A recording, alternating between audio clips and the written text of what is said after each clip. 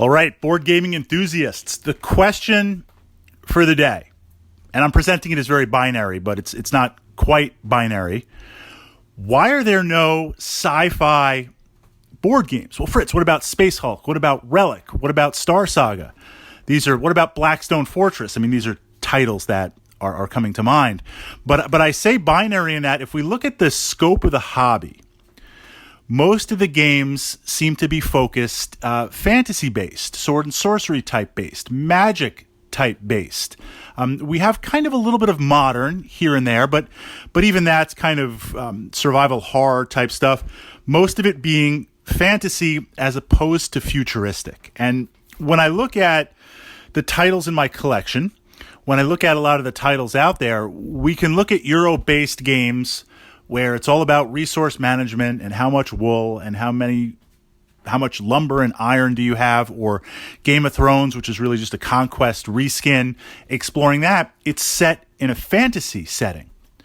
The sci-fi, this is one of the things, I love the Zombicide franchise, and we've got the modern, we've got the fantasy. One of the things that really pulled me in with Invader, Zombicide Invader, is the fact to be able to explore that from a sci-fi setting. I only have like 5 or 6, maybe 7 titles, sci-fi titles in my board gaming collection. And I enjoy them because it's an interesting split. It's an interesting break. But why is the primary focus on fantasy? Is it easier to create and do stuff and call it magic, as opposed to recreating and doing crazy stuff and just calling it technology that's not understood? That could be a possibility.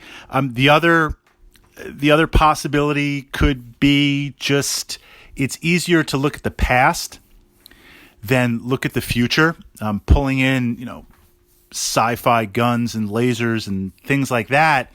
That's kind of where we are somewhat now, or we can understand and visualize that now. So is it a little bit limiting? But I could counter that and say, look at Alien, look at some really good sci-fi stuff.